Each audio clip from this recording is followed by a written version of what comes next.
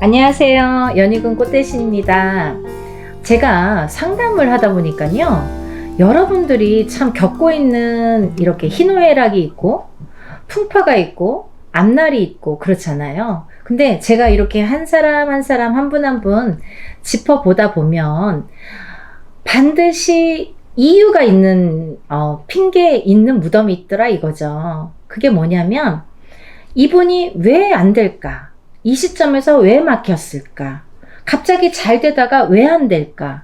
그리고 이분은 지금 승승장구해야 될 타이밍인데 왜 안 될까? 이런 경우들이 있더라 이거죠. 근데 이런 경우에 발생하는 그분이 뜻하지 않게 본인의 사주와도 상관없는 일 때문에 일이 막히는 경우가 있더라 이거죠. 그 중에 대표적인 예가 뭐냐면 상문입니다, 여러분.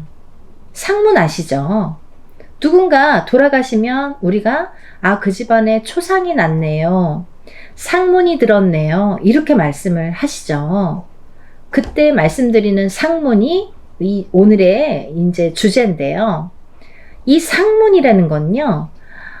아까도 말씀드렸듯이 누군가 죽으면 상문이 들거든요. 누군가 죽었다 이 소리죠.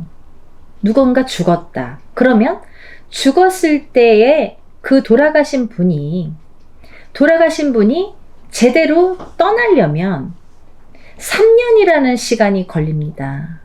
이 기운이 돌아가신 분의 상문 부정, 누군가 집안에 상이 나면 상문 부정이 드는데 이 상문 부정이 3년이 지나야 가신다.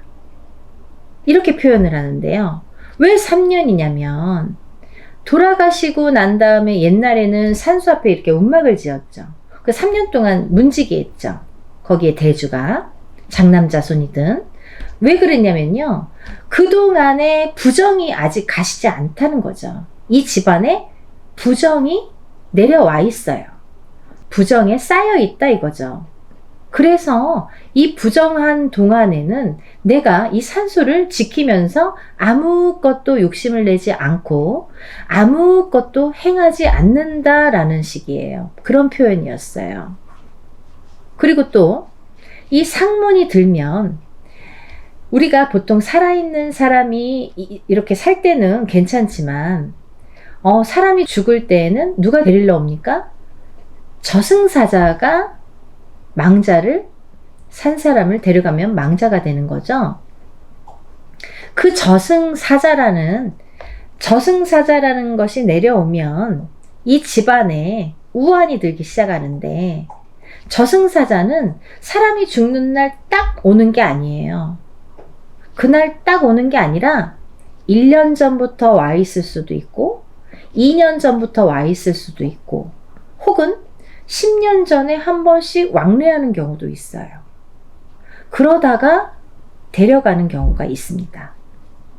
근데 그래서 우리가 사자가 진을 쳤다. 사자가 상문이 들었다. 이렇게 표현을 하는데 사자가 보이네요. 혹은 사자가 진을 쳤네요. 이 집안에는 사자가 진을 쳤어요. 그러면 누군가 돌아가신 후에 상문의 부정이 아직 남아 있어서 또 그 부정이 가시기도 전에 다른 분을 데려갈 수 있는 기회를 엿보는 그런 거일 수도 있고 또 하나는 상문이 들기도 전에 이 사자의 진으로 인해서 계속 상문이 가시지 않고 친다는 거죠. 그러면 집안의 우환이 끊기지 않는다. 이렇게 보여지는 거죠. 이 사자바람, 그리고 상문바람, 그리고 또 사자의 저승사자, 사자의 진, 이거는 굉장히 무서운 단어들이에요. 우리가 산 사람이 어떻게 할 수가 없어요. 오는 사자가 언제 오는지도 모르고 온 사자를 우리가 볼 수도 없는 거고 어떤 집안에 우환이 생겼을 때 비로소 이런 점사집을 가서 점을 보고 아, 집안에 상문이 쳤네요. 사자가 쳤네요. 사자가 진을 쳤네요. 라고 들으실 수 있는 거거든요. 그래서 3년이 지났을 때에 탈상이라고 합니다. 우리가. 비로소 상을 벗죠. 탈상. 근데 3년이 지나고 나서도 그 사자의 기운이 남아있는 경우에는 그 집안에 줄초상이나 우환으로 계속되고요. 누군가 아픈 사람이 있고 또 어떤 사람이 가야 되는데 순서를 뒤바꿔서 가는 경우도 많습니다. 그게 상문바람이에요. 그래서 상문이 들었을 때에는 상문을 빨리 걷어주시는 게 중요한데요. 우리가 상문이 들었을 때 상문의 부정이 그 집안에 머물고 있기 때문에 상문을 빨리 가셔라. 상문을 빨리 없애라. 상문 부정을 빨리 이렇게 젖혀라. 이런 표현을 하거든요. 근데 상문 부정이 아직 머물고 있으면 자꾸 화가 있거나 사고가 나거나 또 누군가가 아프거나 싸우거나 없던 일들이 또 생긴다는 거죠.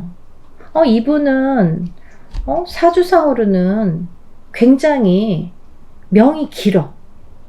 근데 어떤 상문바람에 의해서 본인의 명도 못하고 재촉을 하는 경우가 있다. 그런 일들이 너무 많더라 이거죠. 그러면 제명에 못 가는 거예요. 갑자기. 예고 없이.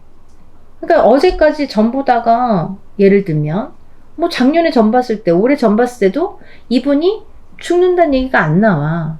근데 갑자기 가는 경우가 있어요. 그리고요. 이 상문 부정이 들면 이 상문 부정이 들면 집안의 식구들이 아프기 시작합니다. 아픈 사람들이 나와요. 갑자기 뭐 없던 종양이 생기거나 아니면 뭐 조금 이렇게 기침했는데 그게 막 폐암으로 되거나 없던 병이 막 생기거나 이러는 경우가 많아요. 그리고 다투는 경우가 많아요. 사이가 좋았는데 할아버지 돌아가시고 우리 아버지 돌아가시고 갑자기 부부들은 왜 싸우는지 모르겠죠. 왜 가족 간에 불화가 생기는지 모르겠죠. 그렇지만 원인은 그 상문이었다는 거죠. 그 상문바람 때문에 어떠한 분이 돌아가신 상문 부정, 상문 바람이 아직 존재하는 그 부정 때문에 우리의 불화가 생긴다는 걸 아무도 인식을 못하는 거죠. 그리고요, 이 상문 부정이 들면요, 금전에도 재수가 막히십니다. 금전이 마르기 시작해요. 하던 사업이 안 되고 잘 다니던 회사를 그만두고 잘리거나 그만두거나 가기 싫거나 회사를 경영하거나 어떤 자영업을 하다가도 손님이 뚝 끊기거나 우리가요 상문 부정이 들면요 첫 번째로 가게 영업하시는 분들은 장사가 안 되세요. 이유가 없어. 아니 어제까지 왔던 손님들 다 어디 간 거야? 그 많은 단골들이 왜 갑자기 안 와? 다 어디 갔지? 너무 이해가 안 되는 일들이 많이 벌어지는 거죠. 그게 상문 부정이에요. 그리고 또 영업주, 예를 들면 이제 사장님, 어떤 가게를 운영하시는 영업을 운영하시는 분이 사장님이 이런 상문의 기운을 많이 타시는 분들이 있어요. 어떤 분은 안 타시는 분들이, 아무리 사람들이 들락거려도 안 타시는 분들은 끄떡없어요. 근데 본인의 사주가 좀 신약하시거나 그런데 노출이 잘 되시는 좀 약한 사주, 좀 흔들림이 많은 사주를 가지고 계신 분들이 있다는 거죠. 그런 분들은 영업장에 누가 재수가 없는 분들이 왔다 가시거나 아니면 뭐 초상집에 갔다 오신 분이 뭐 들락날락 거리시면요 장사가 안 돼요. 그 이후로 손님이 뚝 끊겨버려요. 어떤 한 사람 때문에. 우리 집안의 상문은 고사하고 남으로 인해서도 부정이 들더라 이거죠. 부정이 탄다 이거죠. 그러면 하루 만약에 매출이 하루에 100만 원씩 팔던 집이 10만 원, 20만 원, 얼마나 손해예요? 이틀이면 얼마, 3일이면 얼마. 상문 부정을 빨리 풀으셔야죠. 그런 경우 많으시잖아요, 여러분들. 모르시고 넘어가시는, 일주일 되고 2주일 돼서 막 이런데 점사 보시는 분들 많으세요. 그러면 그 하루하루가 돈인데, 그 하루하루가 금전이 돌아야 되는데, 일주일씩이나 2주일씩이나 있다가 점사를 보실 일이 아니시죠. 그리고 이 상문 부정은 묵히면 안 돼요. 빨리 풀으셔야지. 하루라도 빨리 풀으셔야 되는데, 묵으면 묵을수록 뭐 굳은 살처럼 딱 붙어서 안 떨어져요, 여러분. 그러니까 하루라도 빨리 나쁜 거는 가셔줘야지 깨끗하게 정화가 되는데, 묵히고 묵히면 그게 점점점 더 범위가 넓게 더러워진다 이거죠. 그래서 나중에는 그 부정을 가시는 것도 한 번에 안 끝날 수도 있고 2번, 3번을 연거푸 하시는 분들도 계시다 이거죠. 왜? 진상문으로 되니까. 진한 상문. 우리가 얼굴상, 예를 들면 관상이라는 걸 보잖아요. 근데 얼굴이 참 인상이 나빠, 더러워. 진상이, 저 사람 진상 같아 이러잖아요. 행동이 좀 나쁘거나 얼굴이 나쁘거나 이러면 아, 저 사람 진상이네 이러잖아요. 상문에도 진상문이라는 표현을 씁니다, 여러분. 아주 더러운 게 덕지덕지, 아주 부정한 게 덕지덕지. 너무 세게 달라붙어 있으면 떼기가 어려워요. 그래서 하루라도 빨리 가셔주는 게 좋다. 이렇게 보여지는 거죠. 그리고요, 자꾸 재수가 막히는데, 이 재수가 막히다 보면 사람이 예민해지죠. 그리고 자꾸 화가 나게 되죠. 아, 되는 일이 없어 봐요. 그러면 자꾸 화가 나잖아요. 그러니까 자꾸 사람들하고 싸우게 돼요. 다 연관성이 있는 거예요. 주위 사람들하고 자꾸 싸워요.